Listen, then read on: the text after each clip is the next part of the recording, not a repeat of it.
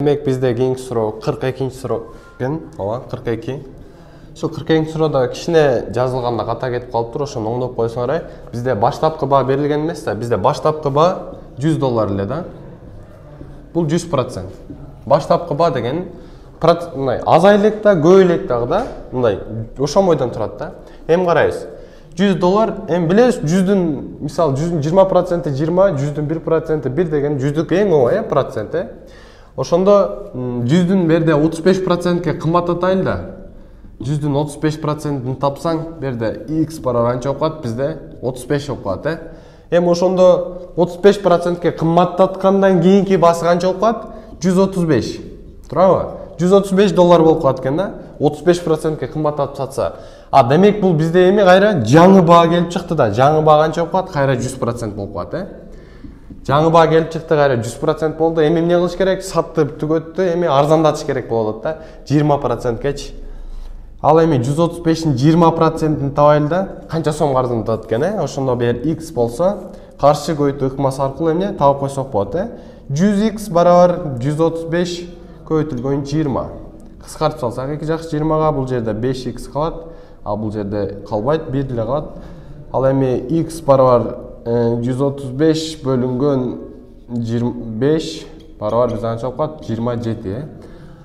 Эгер ушул эле цифрадан 20% азайтып салса, бизде канча окуат экен? Демек, карагыла. 27. Мен 135тен 20% арзандатып атпайбы? 20% бизде 27. 27-ин кемитсем канча? 108, Так. Бизде демек арзандаткандан кийинки баа, бизде кийин акыркы баа канча болуп калды? 108 болуп калды. Баштапкысы бизде $100 эле, аны кымбаттатып сатканда $135 сатты.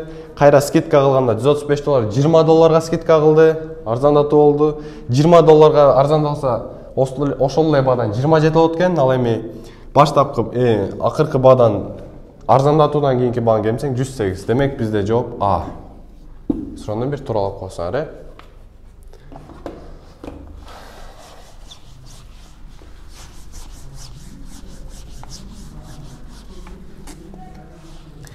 Так, 43-чү суроого келдик,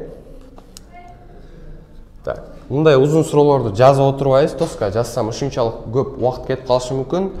Ошон үчүн убакыт да кетет, доска да толуп кетет да. Ошон үчүн эмне окуйбуз. Силер да колуңарда болсо внимательно окугула, анан ошого карап түшүнө алайлы. Карагыла. Жусуп менен Данияр бир эле учурда апельсиндерди чогултуп иштешти. Жусуп 5 апельсин чогулткан мезгилде Данияр 3 апельсин чогултат. Данияр менен Жусуп биригип 160 апельсин чогултушкан. Жусуп Даниярга караганда канча апельсинге көп чогултту дейт. Карайбыз. Мындай экен да. Мындай түшүнө алайын, Мисалы, бул 5x дейин кошулган 3x дейин барабар 160. 5x плюс 3x барабар 160. Неге 3x да алдым? Бул жер канча чогултканы, бул болсо канча чогултканы. Экөө биригип 160 берет да. Мисалы, бул 5тен x-тан 23 чогултса, бул 3 чогулуп калышы мүмкүн. Же бир 43 чогулуп калышы мүмкүн. Бул 43 чогултканда 120 болсо, бул болсо 270ке көп чогултат экен, Биз эң оңой жолу ушинтип алсак эле жакшы. X-тар мисалы, бул 5 чогултса, булдан чогултат да, бир эле убакыттачы. Ошон үчүн карагыла. 8x барабар 160 десем. X барабар менде калат 160-ты 8-ке бөлсөң 20. Так, эми карайбыз. Жусуп 5 апельсин чогултат да. 5 көбөйтүлгөн 20 кошулган 3 көбөйтүлгөн 20. Эми 5ти 20га барабар 160 да биздечи. 5ти 20га көбөйтсөң канча? 100. Ал эми 3тү 20га көбөйтсөң 60 барабар 160. Демек Данияр 60 чогултканда, Жусуп 100 чогултуп калат экен, Ошондо экөө биригип 160 чогултканда, Жусуп Даниярга караганда эмне 40ка көп чогултат экен, 100 минус 60 барабар 40 да. Бизде жооп А болуп калат экен, А. Түшүнө алабыз, Муну унутпайбыз, башында. экөө тең бирдей количествода чогултат да, ошон үчүн ушинтип алсак болот,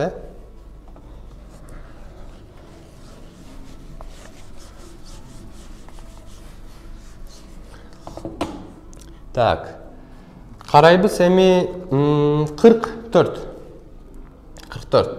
Кээ бир май коюучу жайларда 24 литр күйүүчү май менен 1 килограмм майдын баасы 100 сомду түзөт дейт.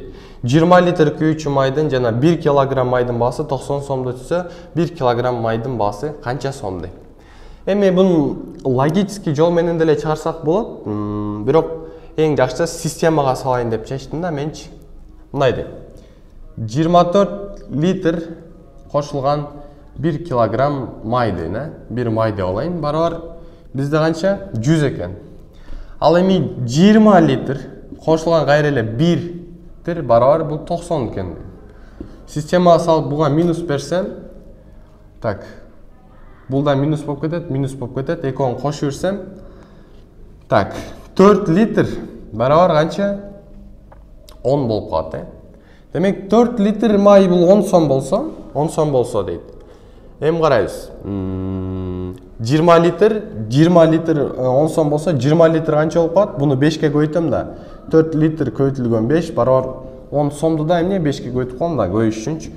20 литр май канча? 50 сом болуп калат экен, Демек бизде 20 литр бензин 50 сом болуп калса, бизде 1 килограмм май канча сом болуп калат? Мына, бул жерге койдум да. Мисалы 50 сом экен да. Барабар ошондо получается 90дон кемитсең 50-нү барабар 40. Так, бизде экинчи жоопто эмне? 40 чыгат экен.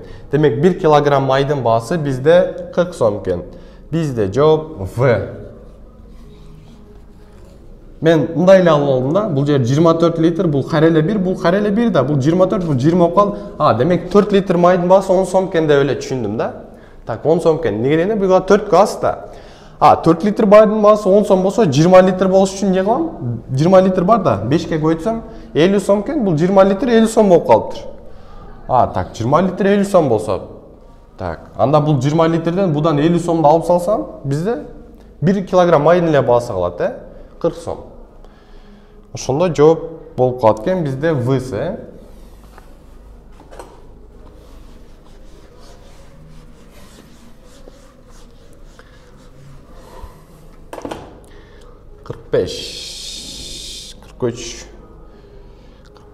Азыркы 44 болду, азыркы 45, 45-нчи чыгарат экенбиз. Так. Бир кичине кыйшыгыраак болуп калды, окружность алып бергиле, бир окружность экен. Бул мындай кеткен радиус экен да. Ал эми түйүндө болсо мындай болуп коюптур. Радиус дейт. Бул жеке чейин бул да радиус экен да. 2 радиус экен. Окуйлу. Жогорудагы чиймеде узундугу 2 радиус сантиметр болгон АБ кесинди радиусу радиус сантиметр тегеректи жанып өтөт. Ушул тегеректи АБ кесиндиси 3 бурчтук жактарын бири болгондой кылып бурчтукка иштен сызууга болотпу дейт. Болобу дейт. АБ дейт. Карагыла. Эгерде мындай түшүндүм. Ушул эки мындай бириктирип 3 бурчтук сызса болобу дейт да. Ал эми бул жерде радиус болсо, бул жерде 2 радиус да, ал бул жерде 2 радиус да. Ушул сызыктан бияка 3 бурчтук сыза алабызбы? Сыза албайбыз да. Анткени бул жер менен бул жер барабар да. Мындай кете турган болсо эмне? 4 бурчтук болуп кете берет, 3 бурчтук сыза албайсың да. Демек бизде жооп Г, бизде 2 радиусту пайдаланып, бунун ичине 3 бурчтук сыза алабызбы дейт. Сыза албайбыз да. Анткени эмне? Ичинде да 2 радиус, бул жакта да 2 радиус. 4 бурчтук сызып коюшубуз мүмкүн, 3 бурчтук сыза албайбыз. 3 бурчтук сызыш үчүн кандай болуш керек? 3 бурчтук сызыш үчүн буну кичине чоңойтуп, бул кичине чоңойтсок, ошондо эмне 3 бурчтук пайда болушу мүмкүн эле. Атак 2 барабар радиуста эч качан 3 бурчтук сыза албайбыз, Демек бизде жообу Г 0. Жолу жок, андай жол эч качан эмне болбойт экен, Так, өчүрүп атам.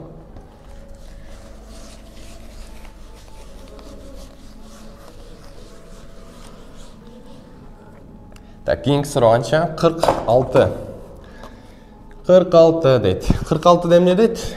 X минус 1 менде көбөйтүү бар, билесиңер. X плюс 2 көбөйтүлгөн x минус 3 барабар 0 дейт. Теңдеменин тамырларынын суммасы дейт. Тамырларынын суммасы канча дейт? Тамырлар суммасы деп коеюн,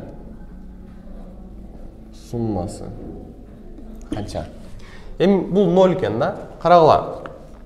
Бир санды 0 болуш үчүн, канчада санды 0 кылыш үчүн эмне кылыш керек? Сөзсүз бирөө 0 болуш керек да. Мисалы 10 көбөйтүлгөн b барабар 0 десе, b эмне болот? Бизде сөзсүз 0 болот, Мисалы 11 көбөйтүлгөн деле канча сан болбосун, сөзсүз бирөө эмне болуш керек? 0 болуш керек да. Мисалы 11 көбөйтүлгөн 12 көбөйтүлгөн 13 көбөйтүлгөн x барабар 0 болуш керек десе эмне болот? X бизде эмне? Сөзсүз 0 болот да. Анткени 0дун бир санга көбөйтсөң, сөзсүз кайра эмне? 0 чыгат, Анда карайбыз. Анда кандай болот? Бу жерде бизде 3 тамыр чыгат да. Мисалы, биринчи буну 0 кылып көрөйүн да. Анткени буну 0 кылсам, бул экөөнүн канча чыкпасын, 0га көчсөм, кайра эле 0 чыгат, 0 чыгыш үчүн x ордуна кайсы берем? x1 барабар x минус 1 барабар 0 десем, x барабар 1 болуп калат, Мисалы x'ка 1 койсом, 1 кемтилген 1 барабар 0, бияк канча сан чыкса да эмне? Жолу 0 чыгат. Демек x барабар 1 туура. Экинчиси, буга эми x плюс 2 0 болуш үчүн эмне кылышым керек? x плюс 2 барабар 0 болуш үчүн x барабар минус 2 экен, Минус 2-ни койсом, x минус 2x плюс 2 болсо барабар 0 болот. Бул жактар канча чыкса да кайра 0га койсоң, кайра эле 0, Демек минус 2 туура экен. Биринчи тамыр x1, x экинчи тамыр, эми үчүнчү тамырын карайлы. Бул жер канча болуп калат экен? x минус 3 0 болуш үчүн x-ин ордуна канча болуш керек? x-ин ордуна кайра эле 3 болуш керек. x барабар 3. 3-тү койсок, 3 минус 3 0, кайра канча чыкса да көбөйтсөң 0, Эми тамырларынын суммасы дейт. Тамырларынын суммасы деген x1 кошулган x2 кошулган x3 да. Бизде канча? 3 тамыр болду, Барабар x1 де бизде 1 кошулган минус 2 кошулган 3 болуп калат. Бизде 1 минус 2 плюс 3. 1ге 3-тү кошсоң 4, 4төн минус 2-ни алсаң барабар 2. Так, бизде ушул мисалдын тамырларынын суммасы 2 экен. Бизде жооп Б. Жооп Б болду, Жакшылап карап түшүнүп алгыла. Болсо ушуну жазып алгыла, ушундай мисалдар келип калышы мүмкүн, Түшүндүкпү? Өчүрүп атам.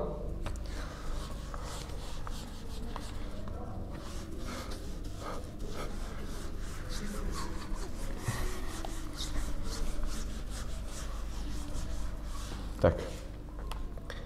47-нчи мисал дейт. 47-нчи мисалды карагыла. Не кылыш керек экен? Буну сызып чыгыш керек экен, Так. Мындай бир стрелка болуп тур бул жака. Бул жака бир стрелка болуп тур.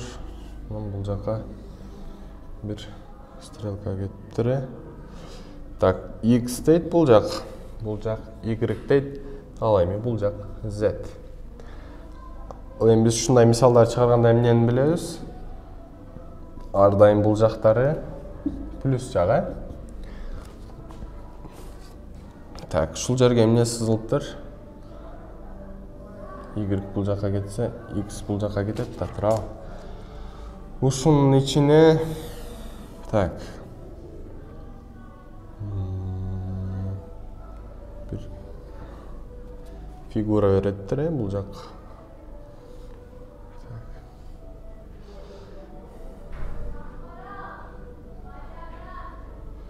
İşte sanat bahatken.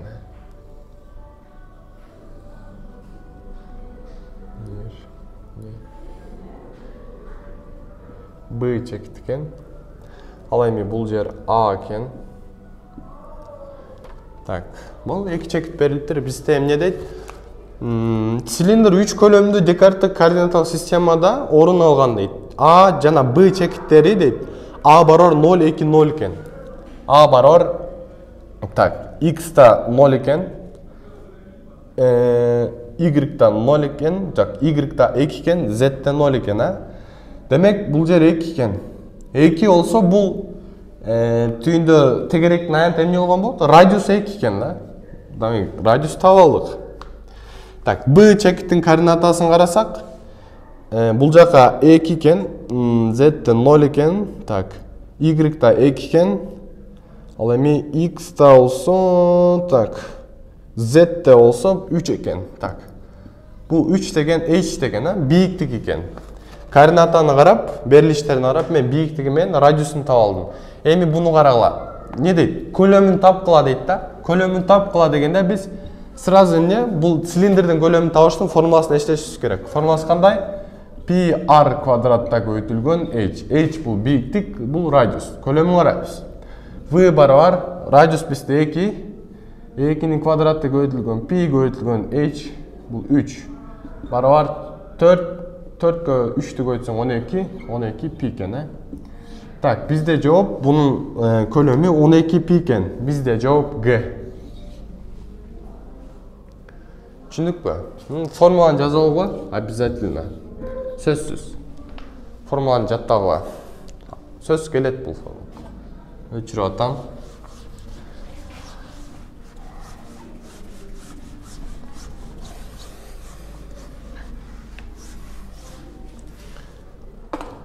Так. 48.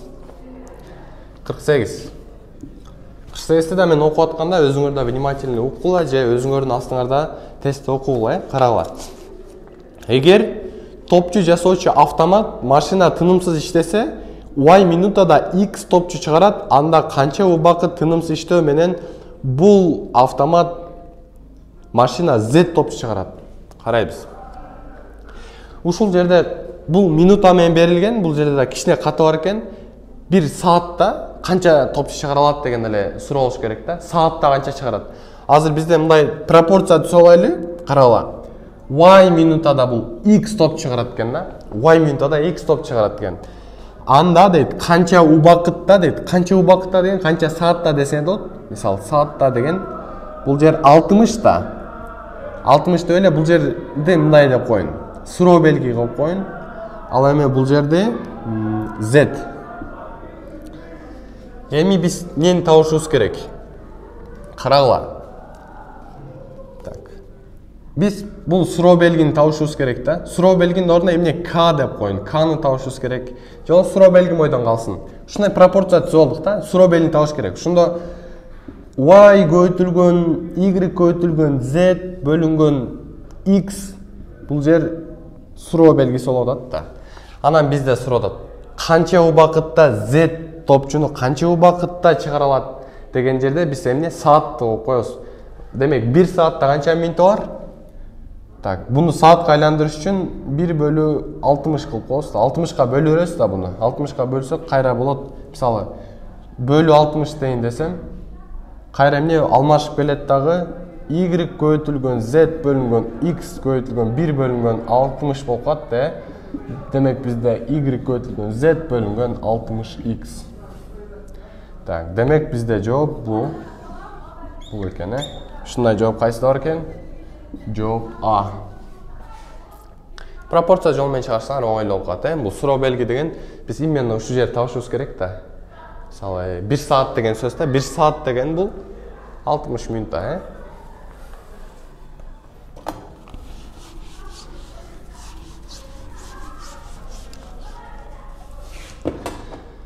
Так, 49'da карайлы. 49. Театрдын кино залында ар бир катарда 40 орондук бар. Эгерде бардык орондар биринчи катардан баштап номерленсе, анда 571 деген орун кайсы катарда турат дейт, Эми карайбыз да. Мисалы, баарыбыз эле театрга барганбыз да. Театрга барганда, мисалы, кино театрга барганда бул жактан биринчи катар, анан үстүндө экинчи болуп мындай кете берет, Ошондо элестетсек мындай. Мындай катарлар болсо бул жакта 40, экинчи катарда да 40, ушинтип кете берет, Демек бизде ошондой канча катар бар экен, 571 деген орун кайсы катарда турат дейт. Анда мындай кылалай. 571 ар бир 40тан да мен буну 40ка бөлөйүн. Сразу элечи. Азыр 40ка бөлсөм 1 деп берсем 40, 17, 17-не 40ка бөлө албайм, 1-ди түшүрсөм 4төн берейин, 16, 160 да. Да 11-чи катар калат, Так. 11 эмне kaldı. Demek karagıla. Мындай биринчи катарда 40 бар экен. Демек экинчи катарда дагы 40 бар, туурабы? Ушинтип келип 14-чү катарда дагы мындай кылсаң 40 бар да, 40 орун бар да. Ал эми 14 бүтүн дейт. 14 сан толот экен, вообще 14 орун толот экен да. Дагы 11 калып атат да. Мындай кылсаң, бул жакта мисалы 40 14 катар толду. 560 катар. Так, 560 катар эгерде 40тан отурсаң 14 катардан 560 катар болот экен. Бизде канча артып калып атат да? 11 артып калып атат, 11 571 деген да. Ал эми 11 калдык. 11 калдыкты мен эми 11 адам 560 адам батты да 14-чүгө чейинчи. 11 адам туруп калды да. 11 адам эмне кылат? Кийинки катардан баштайт, Демек бул 15-чи катар келет дагы, бул жер 11 адам ушеке чейин отурат. Да, бул жакта көп нерсе алып калат, Демек бизде жооп эмне экен? 15-чи катарда 571-чи орун барабар 15-чи катарда экен. Бизде жооп Г. Жакшылап түшүнүп алсаңар, бөлүп койдум, анткени канча катар бар экенин билиш үчүн да.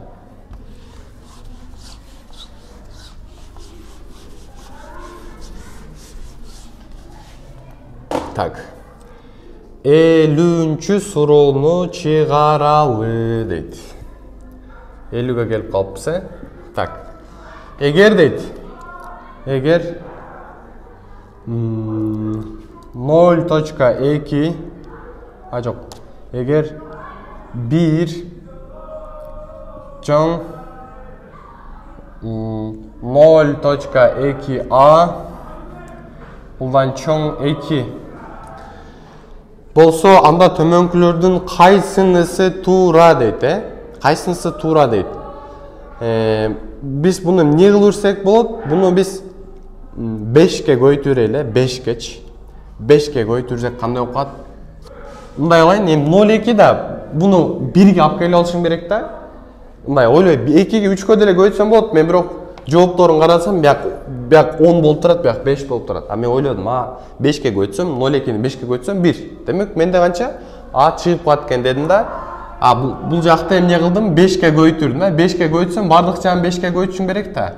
5ке көйткөндөн кийин канча болуп калды? Бул жер 5 болуп калды. 0.2-ни 5ке көйтсөң, кайра эле 1 көйтүлгөн кайра эле чоң 10. Ошондо получается 5тен чоң чоң 10. Так, bizde жооп Г. Ойле.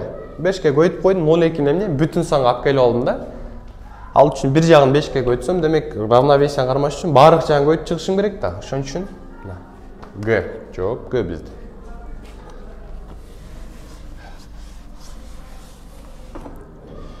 Так. 51-ci суроо дейт. 51-ci суроо кандай болот?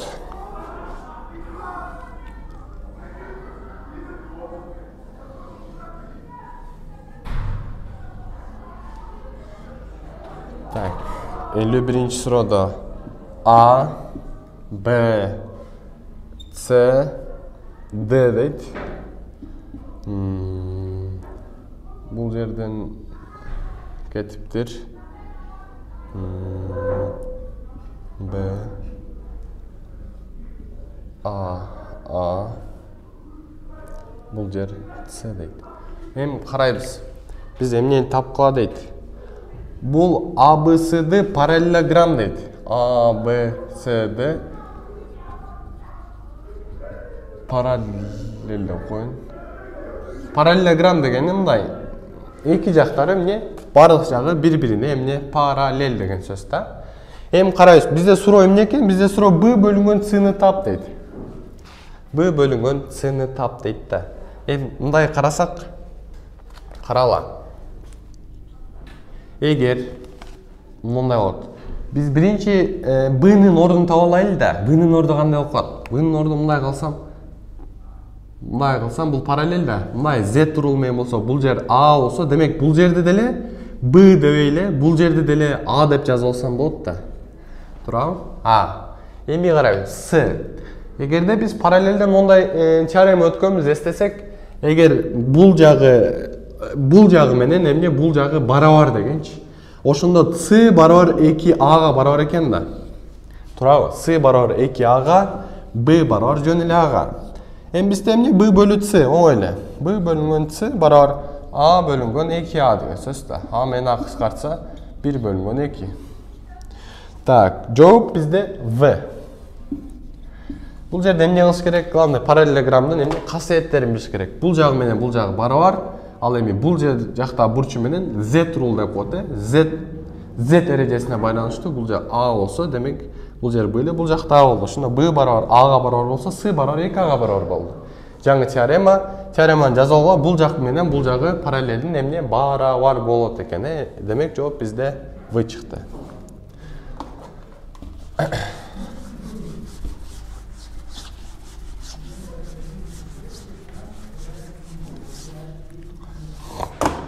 Так, 52. 51, 52. 52 bir sanok eкен,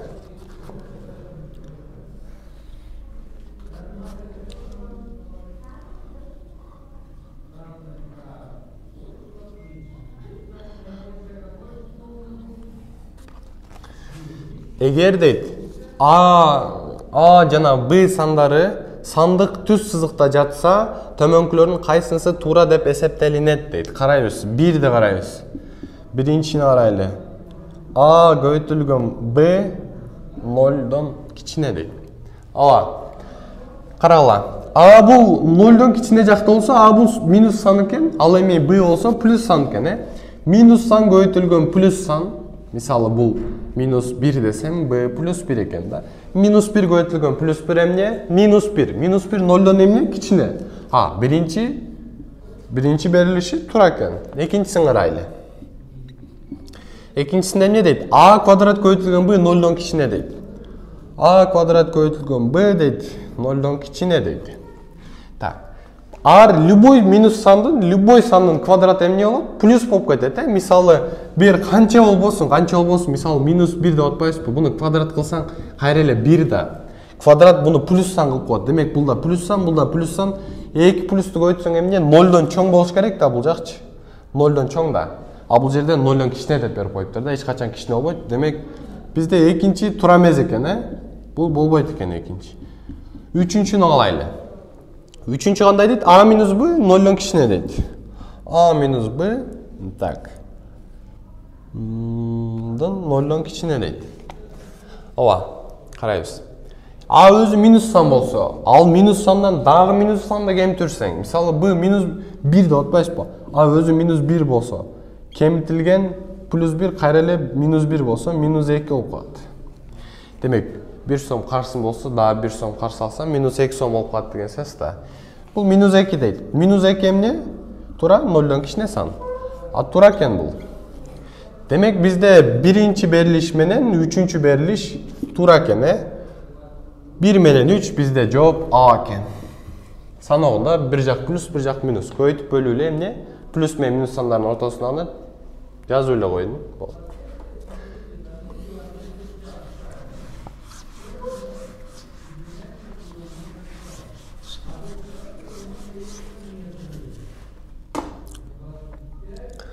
Tak. 53 deydi. 5 bölünген x'tan çoğun deydi. 1.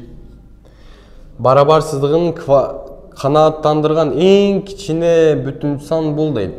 Şunda mınday düşünelim. X'nin en kiçinesi. En kiçinesi kaysı?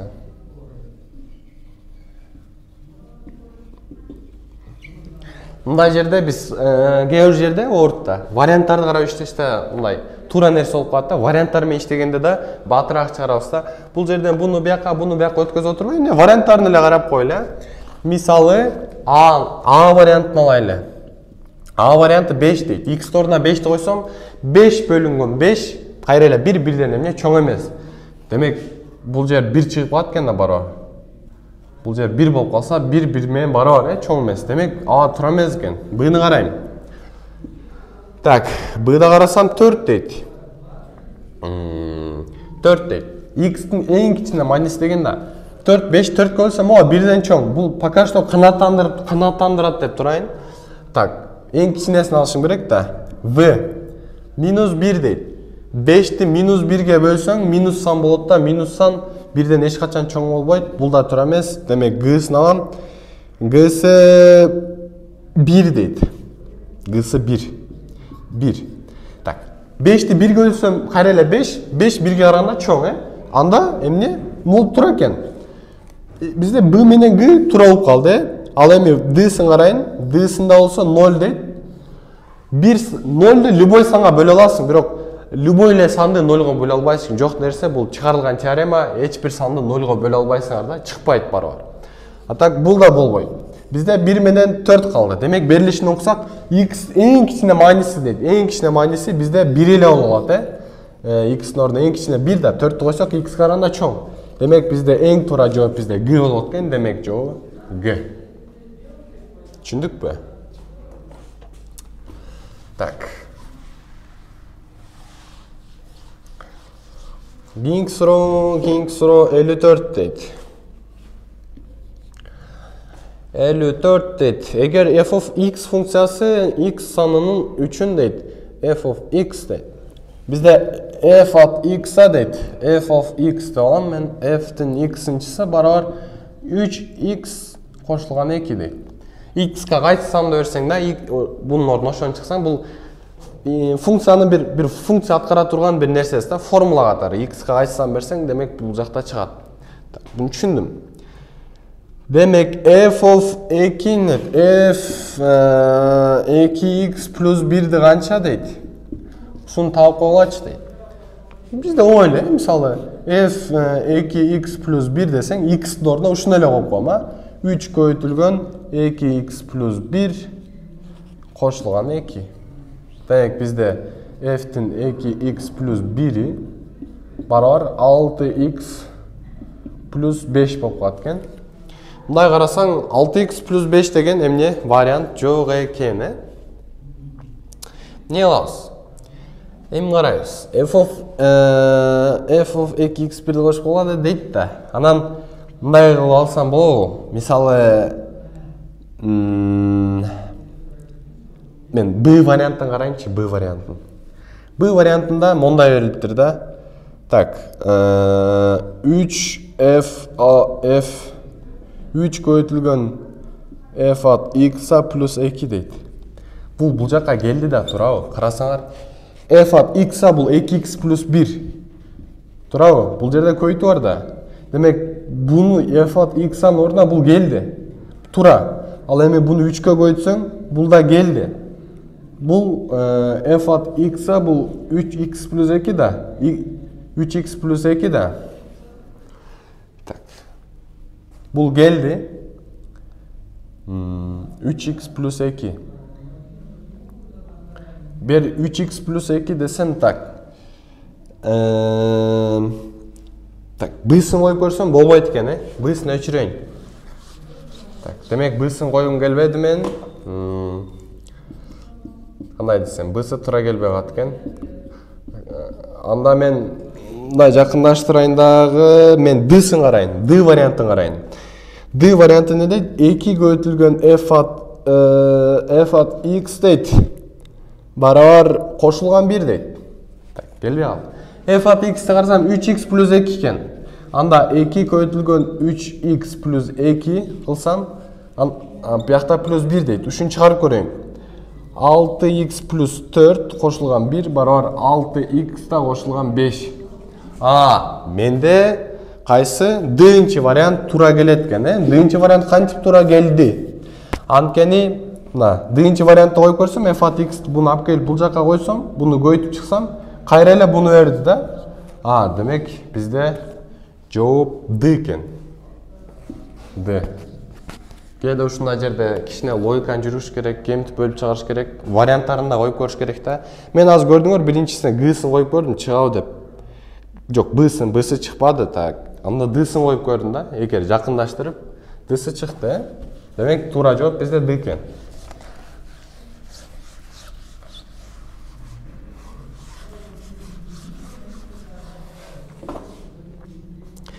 Анда 55'ti карайын. 55'тен не дейт? Sin синус квадратта x кошулган косинус квадратта x минус 2 дейт. Биз биринчи синус квадратта x кошулган косинус квадратта x канча болот экенин билип алышыбыз керек да. Бул квадратта x барабар 1 болот да, экөөнүн баясычы суммасы 1 болот. Ал эми бул жакта кандай болот? Бул формулада бар. 1 минус 2 барабар минус 1. Bizde жооп был. Синус квадратта x кошулган косинус квадратта x барабар суммасы 1, андан 2-ни кемитип койсоң минус 1. Bizde жооп Б экен, э?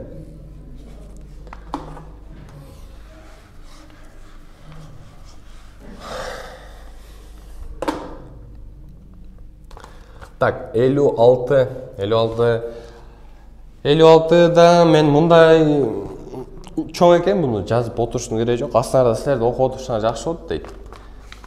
Аткаруунун формула берип тур, формула менен иштесек болот экен, э? 1 дейт. Балдар үчүн ата-эненин боюнун маанилерин кошуп, алынган сумманы 1.08ге көбөйтүп, натыйжаны 2ге бөлүңүз дейт. Так, эми кара. Балдардыкы экен дейт. Бул балдардын бою, биздин бою эсе, балдардын бою. Балдардын боюнун формуласы кандай экен? Ата-эненин боюн кошуп дейт. А кошулган бул А деген ата плюс эненин боюн кошуп дейт. Аны сумманы дейт. Буну көбөйтөсүң 1.08ге көбөйтүп дейт. 0.8ге көбөйтүп, натыйжаны 2ге бөлүңүз дейт. Биринчи формуланы таап алдык, баланын боюн табыш үчүн атанын боюн кошуп, эненин боюн кошуп, аны 1.08ге көбөйтүп, 2ге бөлсөк, баланын бою чыгат экен. Бул баланын боюн чыгарып алдык. Формуланы жазып алыш керек да, сөзсүзчү. Эми экинчиде эмне экен? Кыздын экен да, 2. Кыздар үчүн дейт, атасынын боюн 0.923гө көбөйтүп дейт. Кыздардын дейт, атасынын боюн дейт, атасы көбөйтүлгөн 0.923гө көбөйтүп дейт. Болгон жыйынтыкка эненин боюн кошуп дейт. Кошулган эне дейт. Сумманы 2ге бөлөбүз дейт. Демек, кыздыгын формуласы эмне экен? Ушу экен, э? Кыздыкы бул баланыкы. Так. Эми 56-чы суроону карайлы. Эгер атасынын бою 185 см болсо дейт. Так. Апасынын бою болсо, уулунун бою канча болот дейт. Так, баланын формуласын эмне колдонот экенбиз бул жерде? Так, баланын формуласы барабар. Карайсыз. Баланын формуласы кандай эле? Ата кошулган эне дейт. Ошондо атасынын бою 185 экен. Кошулган апасынын бою 160 экен. Алардын бойго жеткен уулу канча болот дейт. Формула 180 кошулган көбөйтүлгөн 1.08 бөлүнгөн 2, э? Так, чыгарып коелу эми. 185ке 160 кошсок 160.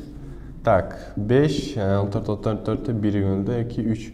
345 экен. Так, 345-ти 1.08ге көбөйтөлү муну. 145 көбөйтүлгөн 108 бөлүнгөн канча? 10 деп алайын, э? Так, 5ке кыскартып жүрсөм. Так. Өзүңөр алып бөлүп чыккыла, аз убакыт алат экен, мен эмне калькулятордон эле. Так, бөлүп коеюн, э? Калькулятор. Так. Экөөнүн суммасы 345, 345 көбөйтүлгөн. Так, 1.08 дейт. Барабар 372.6, буну бөлөбүз 2ге 186. Браво. 185 кошулган 160 равно 145 көбөйтүлгөн 1.08 бөлүнгөн 2. Буну алып чыгарсак примерно 186.3 дейт. Приблизительно баланын бою барабар бизде канча 188 болуп калат экен, да? Эмне? 188. Эми азыр мындай алып көбөйтүп чыксам эмне? Убакыт алып коет экен, ошон үчүн силер карап убакыт кенен болсо көбөйтүп чыккыла, видеонун маңызы чектелүү болуш үчүн. Эми так, баланыкын чыгардык. 188 см экен, кыздыкын. Азыр эсептесеңер где-то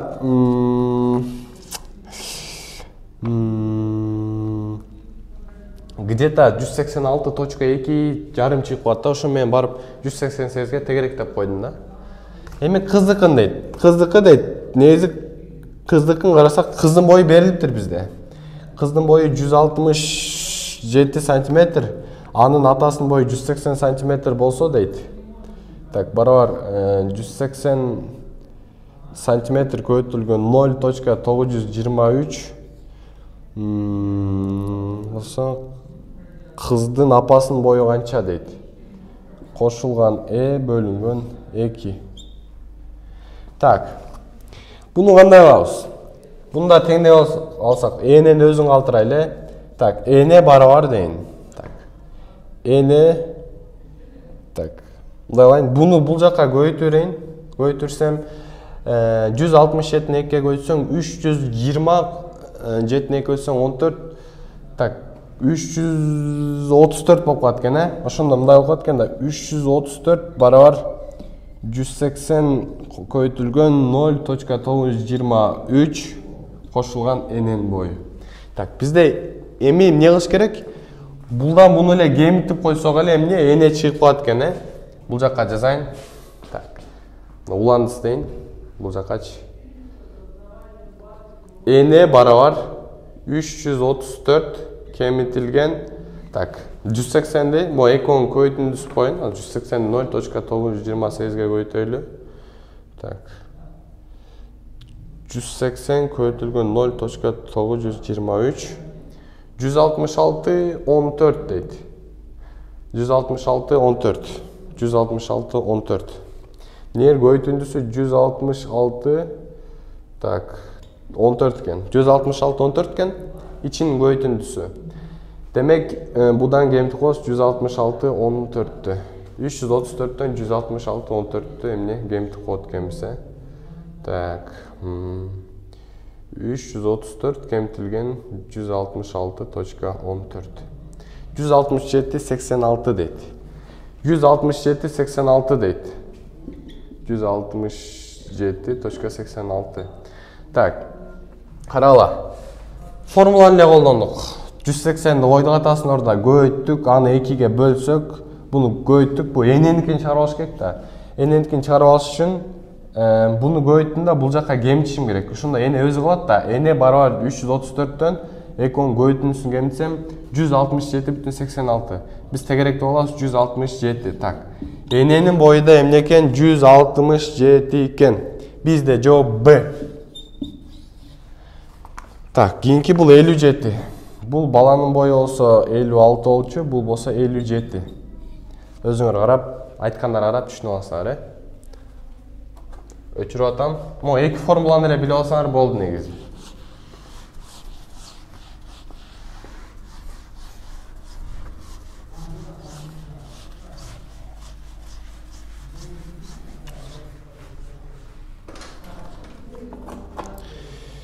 Так, бизде демек 58-ге келип калдык.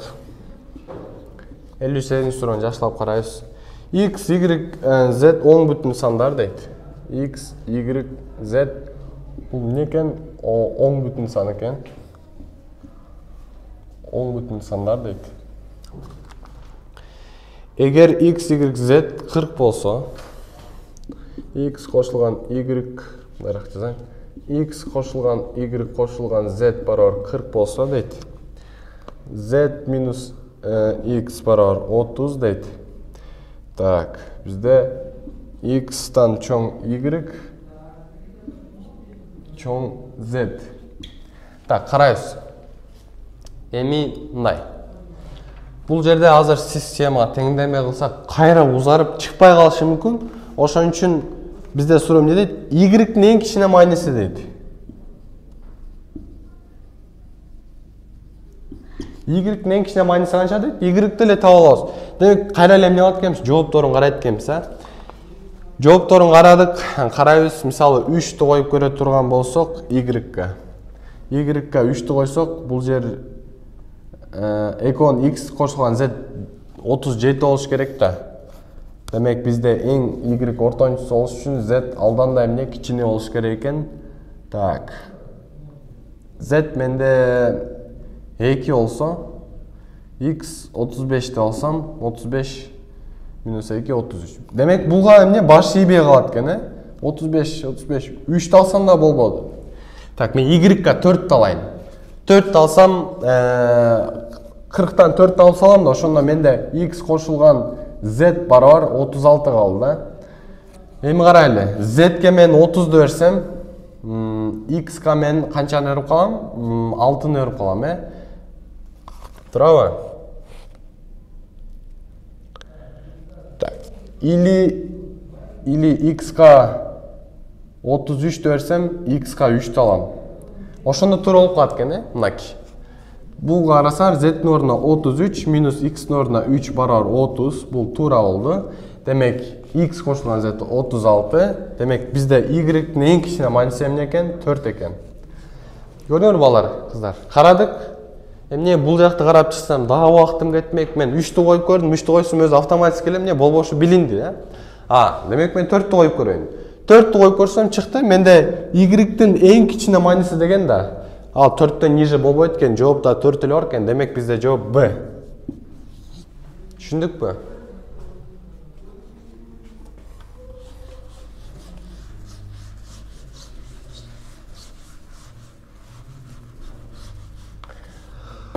Так, 59-нчу суроо. Так, 59 карала. Бул жерде кичинекей эле кылып сыза берейин.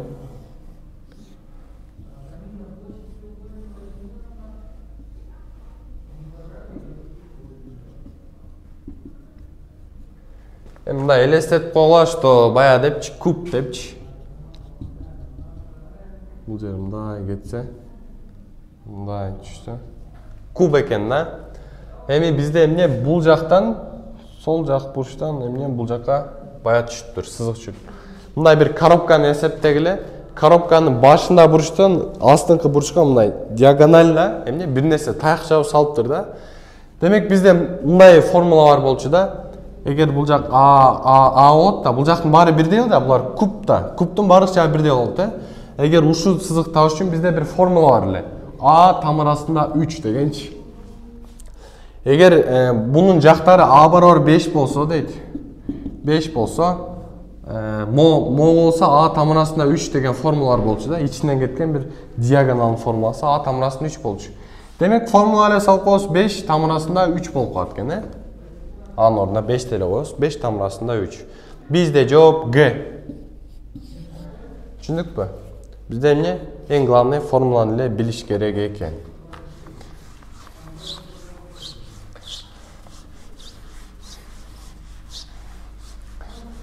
Так, 60-нчы суроо, акыркы суроону карайбыз.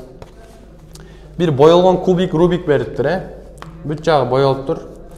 Капталдары 3 болгон дейт. Бардык жактары боелгон жыгач кубту сүрөттө көрсөтүлгөндөй жактарынын узундугу 1 болгондой кылып кесишти. 3 гана жагы боелгон канча кубиктер бар дейт. Карайбыз. Мен мындай түшүндүм да. Ушунча кубик бар экен. Ал эми ошо кубиктердин 3 гана жагы боелгон канча кубик бар дегендейчи. Мен ошону мындай ойлондум да. Эгер бул жерде суроо кичине түшүнүксүзүрөөк болуп калыптыр, балким туура эмес жазылып калган. Өстүн түшүнүк боюнча урсак, мисалы мындай кубик бар да үстүдөчү. Кубик бар, бунун бул жагы да, ошондо карасаңар, бул жагы, үч жагы ортосундагы эмне боелбой калып атат да. Демек мен ойлодум. Бөлүп салса деп атпайбы? Бөлүп салса, демек менде бул жакта бир штук, астында да штук, ушинтип өзүңөр 3 эле жагы боелгон логически эсептесеңер, менде 8 эле чыкты да.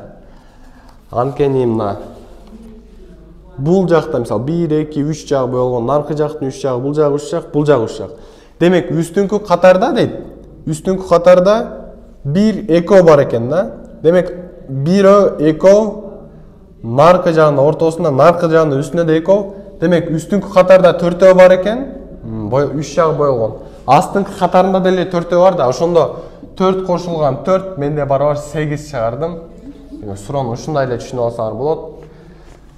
Кээ бир жерде ортун ушундай логический логиканы өстүрө турган, ой жүгүртө турган суроолор бар.